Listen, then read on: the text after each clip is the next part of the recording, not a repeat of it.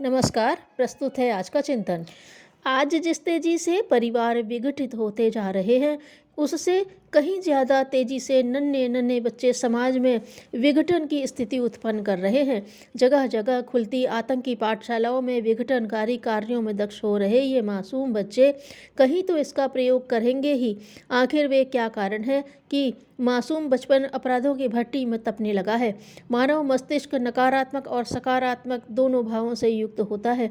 नकारात्मक भावों से जहाँ विनाशकारी गतिविधियाँ संचालित होती हैं, सकारात्मक भावों से नवनिर्माण की सुखद रचनाएं प्रस्फुटित होती हैं। बाल्यकाल निर्माण का काल है। बच्चे की पहली शिक्षिका उसकी माता और प्रथम विद्यालय उसका घर होता है। बच्चे में किस तरह के भावों का विकास हो रहा है, यह इस बात पर निर्भर करता है कि उसकी परवरिश किन परिस्थितियों में हो रही है। यहीं से बात प्रारंभ होती है। हमारी पारिवारिक व्यवस्था की, व्यक्तित्व विकास की, सत संस्कारों की। संस्कार ही तो अभ्यास से स्वभाव बन जाते हैं। संस्कार से ही बच्चे के विचार एवं व्यवहार नियंत्रित होते हैं।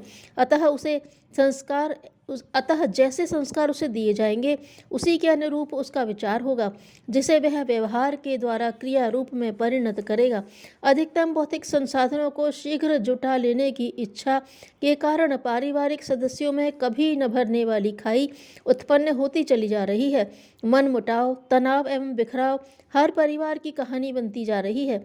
विघटित परिवारों के बच्चे यदि समाज में विघटन की स्थिति उत्पन्न कर रहे हैं, तो आश्चर्य नहीं किया जाना चाहिए। माता पिता की ओर से मिल रही उपेक्षा, असुरक्षा व घुटन भरा वातावरण बच्चों को पलायनवादी बना देता है। बात सिर्फ बच्चे की उपेक्षा तक ही सीमित नहीं है। जितनी तेजी से माता पिता का बच्चों के प्रति उपेक्षात्मक व्यवहार बढ़ता जा रहा है, उतनी ही तेजी से उनकी बच्चों के प्रति अपेक्षाएं बढ़ी हैं। शिक्षा और कैरियर के दबाव के साथ परीक्षा में हर हालत में अधिकतम अंक लाने की हिदायत दी जाती है। बच्चे का बचपन छीनकर उसकी स्थिति कोल्हू की बैल की तरह बना दी जाती है, जिस पर चलते रहने के लिए निरंतर चाबुक पड़ते रहते हैं। बच्चा जब ये अपेक्षाएं पूरी नहीं कर पाता, तो सहयोगात्मक रुख अपनाने के बजाय उसे डांटा फटकारा जाता है। ऐसे में बच्चा हीन भावना का शिकार हो जाता है। अपनी दीनता से उबरने की कोशिश उसे आक्रामक बना देती है। उच्च वर्ग के अधिकांश बच्चों ने आज इन्हीं कारणों से अपने को इंटरनेट, टीवी, कंप्यूटर और वीडियो गेम के कमरों में बंद कर लिया है। लगातार हिंसक दृश्य देखते रहने के कारण वे इनसे डरने के बजाय रोमांच अनुभव करने लगे हैं। बच्चे के आदर्श चमक दमक वाले कलाकार या फिल्मी सितारे बन गए हैं।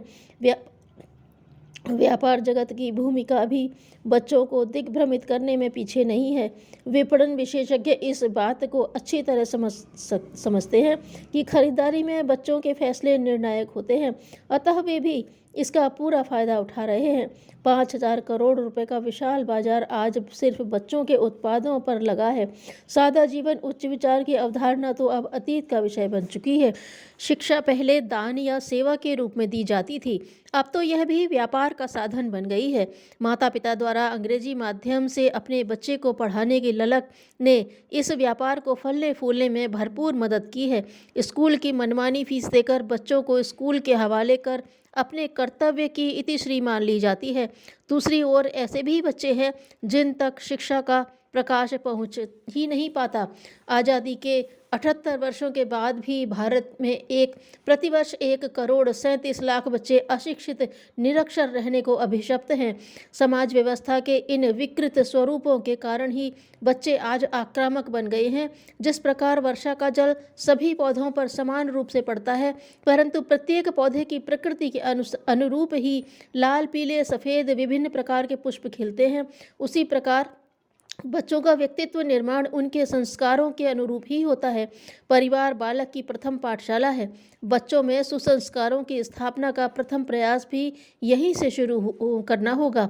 माता पिता बनने का सुख प्राप्त करने के लिए सिर्फ बच्चे को जन्म देना ही पर्याप्त नहीं होता, अपितु उसके सर्वांगीण विकास का कर्तव्य भी निभाना पड़ता है। बच्चे के उज्जवल भविष्य का जो सपना माता पिता देखते हैं, उसके अनुरूप पहले स्वयं में उस स्वप्न को साकार करना होगा। बच्चे की हर गतिविधि पर माता पिता दोनों को ध्यान देना चाहिए। बच्चे के प्रति दोनों का प्यार भरा सहयोगात्मक दृष्टिकोण ही बच्चे को सुविकास के पथ पर अग्रसर करता है। दूसरा, प्रमुख दायित्व विद्यालयों का है। अंग्रेजी माध्यम से पढ़ा देना मात्र से यदि बच्चे सुसंस्कारी बनते तो आज पाश्चात्य देशों में बाल अपराधों की संख्या इतनी बढ़ी न होती। बच्चों के नवनिर्माण के लिए रचनात्मक शिक्षा की आवश्यकता होती है। आज शिक्षक हैं, प्रोफेसर हैं, प्रिंसिपल हैं, उस्ताद हैं, पर विद्या देने वाले आचार्य नहीं हैं।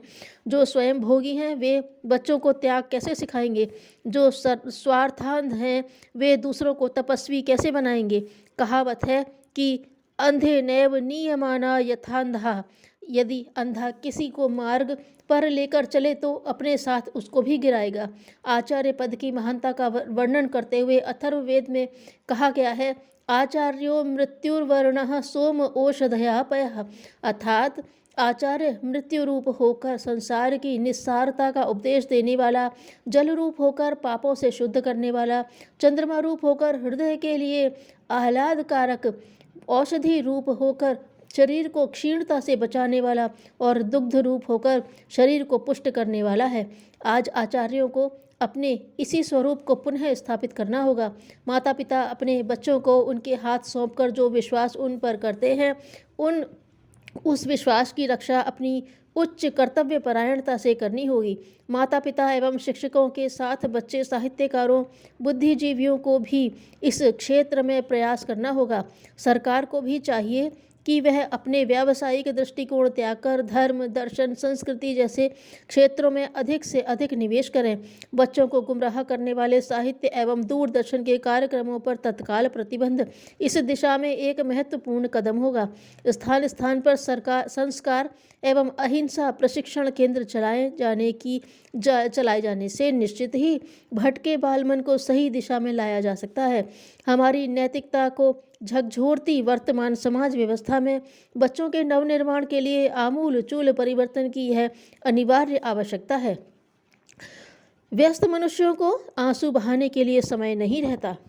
घर में पुत्र हो या पुत्री, उसे संस्कार देकर शिक्षा प्रदान करके उसके व्यक्तित्व को समुन्नत बनाकर समाज को अर्पित करना माता पिता का दायित्व है। अपने बच्चों से प्रतिदान की आशा तो पशु पक्षी भी नहीं करते। आप तो मनुष्य हैं। धन्यवाद।